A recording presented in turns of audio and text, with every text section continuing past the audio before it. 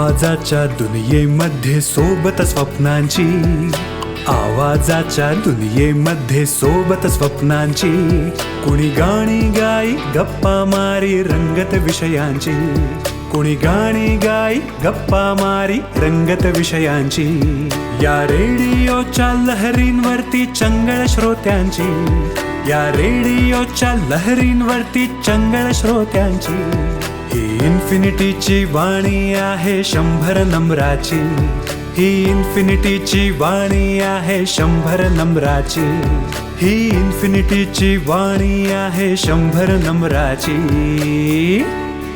Pimpri Chinchwad education trust संचालित infinity community radio 90.4 FM, reflecting you. Ramkrishna Hari माऊली. निर्गुणाचे भेटी या आपल्या वारी विशेष कार्यक्रमामध्ये आपणा सर्व रसिक श्रोत्यांचं मनापासून स्वागत करतेय. मी माधुरी. इन्फिनिटीची ही वारी आनंददायी, ज्ञानदायी अशी होते आहे आणि याचा आपल्याला अत्यंत आनंद आणि समाधान वाटतंय. हरिभक्त परायण किसन महाराज चौधरी यांनी आपल्याला ज्ञानेश्वरीतले योग समजावून सांगितलेले आहेत. त्यांनी या विषयांवर केलेलं चिंतन आपण ऐकतो आहोत आपल्या निर्गुणाचे भेटी या वारी विशेष कार्यक्रमामध्ये. आज आपण ज्या योगाबद्दल जाणून घेणार आहोत, ज्याचं चिंतन करणार आहोत, त्याचं शीर्षक आहे आत्मसंयम योग. ऐकूया ज्ञानेश्वरीतील योगचिंतन, आत्मसंयम योग.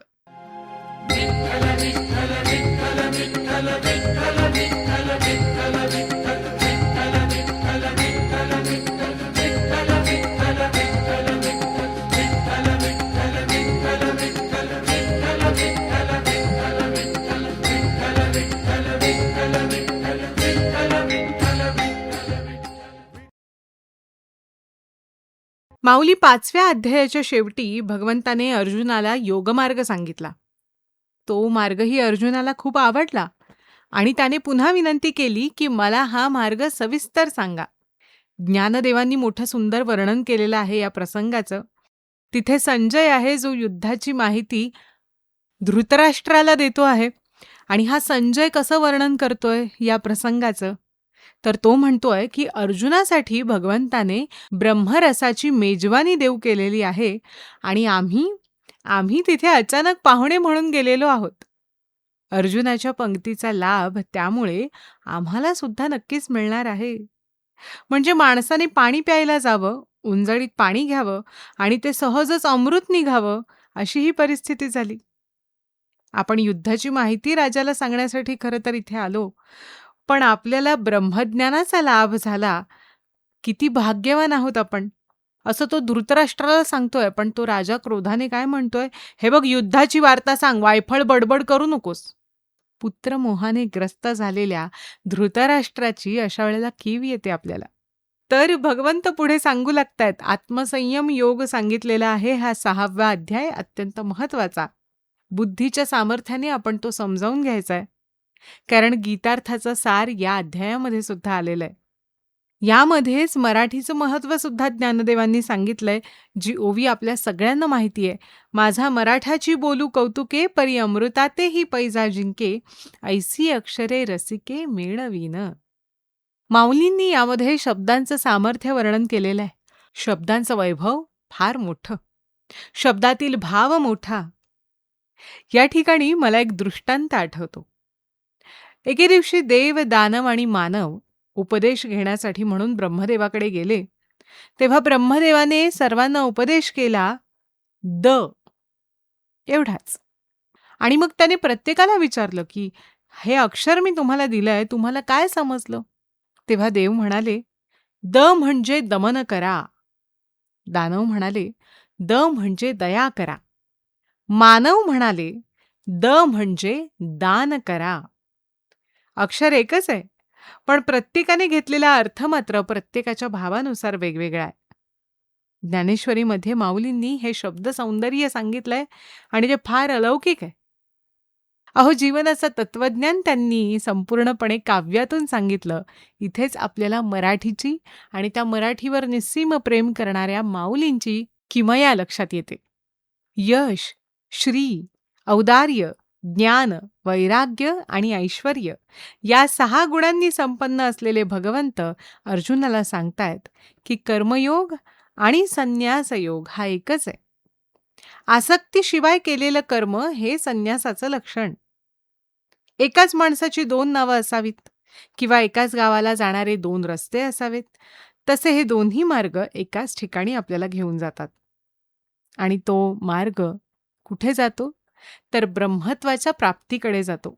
भगवंत अर्जुनाला खात्रीपूर्वक सांगतायत की तोच कर्मयोगी, तोच संन्याशी आणि तोच योगी आहे. कारण योगाचं शिखर गाठायचं असेल तर कर्मयोगाच्या पायऱ्यांनीच तिथपर्यंत पोहोचावं लागतं. या पायऱ्यांनी कोणता योग अनुसरायचा? तर अष्टांग योग अनुसरायचा. अष्टांग योगामध्ये यम, नियम, आसन, प्राणायाम, प्रत्याहार, धारणा, ध्यान, समाधी असा क्रम येतो. यम म्हणजे इंद्रिय निग्रह आणि नियम म्हणजे मनोनिग्रह. अहिंसा, सत्य, अस्तेय, ब्रह्मचर्य, असंग्रह या 5 गोष्टी म्हणजे यम. तर शुचिता, संतोष, तप, स्वाध्याय आणि ईश्वर प्रणिधान या 5 गोष्टी म्हणजे नियम. समाधीचं फार मोठं सुंदर वर्णन माऊलींनी केलेलं आहे. साधक यमनियमाच्या पायथ्यापासून आसनाच्या पायवाटेवर येतो. प्राणायामाच्या माध्यमातून योगरूपी डोंगरावर चढू लागतो. अनेक अडथळे येतात, पण अभ्यासाच्या जोरावर तो वैराग्य प्राप्तीकडे जातो. प्राण आणि अपान या वायूंच्या माध्यमातून धारणेच्या प्रशस्त प्रांगणात तो प्रवेश करतो आणि इथे प्रवास संपतो. साध्य आणि साधन यांच्या गाढ मिठीमध्ये दोन्ही एक होऊन जातात. भूत आणि भविष्यकाळ नाहीसा होतो आणि वर्तमानाच्या सूक्ष्म कालामध्ये समाधी स्थिर होते. माऊलींनी केलेलं हे वर्णन वाचलं की संत एकनाथांचा अभंग आठवतो. ज्ञानराज माझी योग्यांची माऊली, तेणे निगमवल्ली प्रगट केली. अशा प्रकारे योग संपन्न झालेल्या परिपूर्ण साधकाच्या जीवनामध्ये काही चिन्ह दिसतात. त्याला आत्मबोध झालेला असतो. विषय त्याचं काहीही वाईट करू शकत नसतात. कारण विषय तो त्यांचा झाला नारायण अशी अवस्था त्यांना प्राप्त झालेली असते. देह असून विदेही अवस्था त्यांना प्राप्त होते. हे सगळं अर्जुन ऐकतो आहे. अर्जुन जसं आपण म्हटलं तसं ज्ञानी आहे आणि जिज्ञासू श्रोता आहे. हे सगळं ऐकून भगवंताला तो प्रश्न विचारतोय की अशा योग्यांना या योग्यतेपर्यंत कोण नेतं? आणि तेव्हा भगवंताने जे उत्तर दिलंय ते अतिशय महत्वाचं आहे. भगवंत सांगतात, अरे अर्जुना, या योग्यतेपर्यंत आपलं आपणच जायचंय. आपला उद्धार आपणच करायचा आहे. जीव हा परमात्म स्वरूप आहे. अज्ञानामुळे फक्त तो हे विसरून जातो. मी कोण आहे? मला निर्माण करणारा कोण आहे? मला कुठे जायचंय? हे तो विसरलेला असतो. देह म्हणजे मी एवढंच त्याला माहीत असतं. ज्याप्रमाणे नळीवर बसलेला तो पोपट, तो मुक्त असतो. पण खाली पडण्याच्या भीतीने तो पोपट त्या नळीला घट्ट धरून ठेवतो आणि खालीवरच फिरत राहतो. पण जेव्हा गुरुकृपा होते, तेव्हा देह खोटा आहे, देह म्हणजे मी नाही, मी अविनाशी आत्मा आहे, असा बोध होतो. अहम ब्रह्मासी तत्वमसी याची जाणीव होते. मान अपमान, सुख दुःख, शत्रू मित्र, आप पर, उष्ण थंड, सोने मृत्तिका, लाभ हानी हे सगळे भेदभाव नाहीसे होतात आणि तो स्थितप्रज्ञ अवस्थेला पोहोचतो. तोच समबुद्धी आणि तोच तीर्थराज असतो. ज्ञानेश्वरी हा ग्रंथ जो आहे माऊली संवादात्मक आहे. देवाला वाटतं सर्वच ज्ञान ब्रह्मविद्या अर्जुनाला सांगितली तर तो कृष्णरूप होईल. मग मी कोणाशी बोलू? कुणाला आलिंगन देऊ? भक्त आणि देव यात अंतर नसेल तर मला प्रेमसुख कसं मिळेल? भेदात आनंद आहे, अभेदात नाही. म्हणून भगवंताने थोडासा आडपडदा ठेवलाय. असं भगवंताचं अर्जुनावर अलौकिक असं प्रेम आहे. मग अर्जुनाने पुन्हा कृष्णाला सांगितलं की मी ब्रह्म व्हावं असं तुम्ही करा. तेव्हा भगवंताने जन्मदात्या देवकी मातेला जे सांगितलं नाही, प्रतिपाळ करणाऱ्या यशोदेला जे सांगितलं नाही, पिता वसुदेवाला जे सांगितलं नाही, ते गुह्य ज्ञान अर्जुनाला सांगितलंय. भगवंत सांगतायत, तुला ब्रह्मस्वरूप व्हायचंय तर मग असं कर. अनुष्ठान करण्यासाठी जागा शांत पाहिजे. सहज बसलं तरी समाधान व्हावं अशी. खाली दर्भ घालावं, वर धूत वस्त्राची घडी घालावी आणि त्यावर मृगचर्म अंथरावं. त्यावर आसनस्थ होऊन सद्गुरूंचं स्मरण करावं. इंद्रिय, मन, बुद्धी एकाग्र करावी. श्वास संथ लयीत चालू द्यावा. पोटऱ्याला चिकटून मांडी घालावी. तळपाय आधारचक्राखाली दाबावे. याला मूळबंध किंवा वज्रासन असं म्हणतात. आधारचक्रावर मूळबंध बसला की खालचा मार्ग आपोआप बंद होतो. आपान वायू आतल्या आत संकोच पाहू लागतो. खांदे वर चढतात, पाठीचा कणा ताठ होतो, डोळे अर्धोन्मिलित होतात. दृष्टी नाकाच्या शेंड्यावर स्थिर होते. हनुवटी छातीत रुतते, कंठ दिसत नाही. याला जालंधर बंध असं म्हणतात. पोट खपाटीस जातं. नाभीच्या खालच्या भागाला जो बंध पडतो त्याला ओढियाण बंध असं म्हणतात. जालंधर बंध, ओढियाण बंध आणि मूळ बंध यांनी साधक आपलं शरीर बांधून टाकतो. तहान भूक विसरली जाते. मूळ बंधाने कोंडलेला अपान वायू मणिपूर चक्राला धडका मारतो. वात, पित्त, कफ नाहीसे होतात. शरीर हलकं होतं. खाली असलेली 3.5 वेढे घालून बसलेली कुंडलिनी शक्ती नागिणीसारखी अधोमुख होते. नाभीकडे जाताना ती वायू खाते, मांस खाते, शरीर कसं स्वच्छ, हलकं, तेजस्वी करते.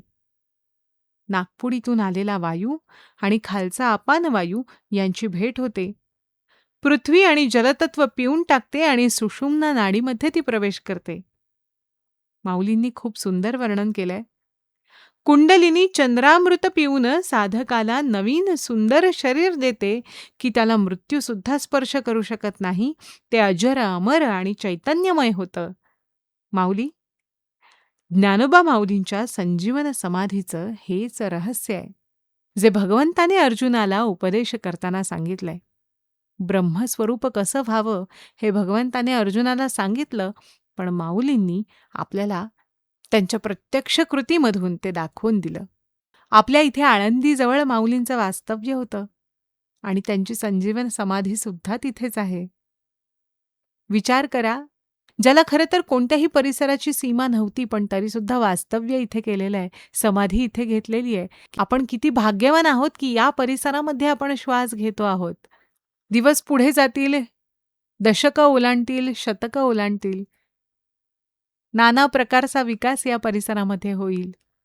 पण तरीसुद्धा माऊलींनी घेतलेली संजीवन समाधी या परिसराला खरं संजीवन देत राहणार आहे. जेव्हा इतर विकास फिके पडतील, तेव्हा हीच संजीवनी आपल्याला तारणार आहे, हे ध्यानात असू द्यावं, याची जाणीव असू द्यावी. श्रोतेहो, निर्गुणाचे भेटी या वारीविशेष कार्यक्रमामध्ये ज्ञानेश्वरीतील योगचिंतन आपण ऐकतो आहोत. हरिभक्त परायण किसन महाराज चौधरी यांनी हे योग आपल्याला समजावून सांगितलेले आहेत. वारीच्या निमित्ताने या सर्व योगांचं चिंतन मनन करताना वारीचाच प्रवास केल्याची, विठुरायाशी जोडलं गेल्याची, आत्मस्वरूपाशी जोडलं गेल्याची अनुभूती आपल्याला येते. ही अनुभूती घेत राहूया. ऐकत रहा निर्गुणाचे भेटी हा आपला वारी विशेष कार्यक्रम इन्फिनिटी कम्युनिटी रेडिओ 90.4 FM वर माधुरीसोबत. आजच्या भागामध्ये आपण इथेच थांबणार आहोत. पुन्हा भेटूया उद्याच्या नव्या भागात पुढल्या योगाविषयी जाणून घेण्यासाठी. रामकृष्ण हरी माऊली.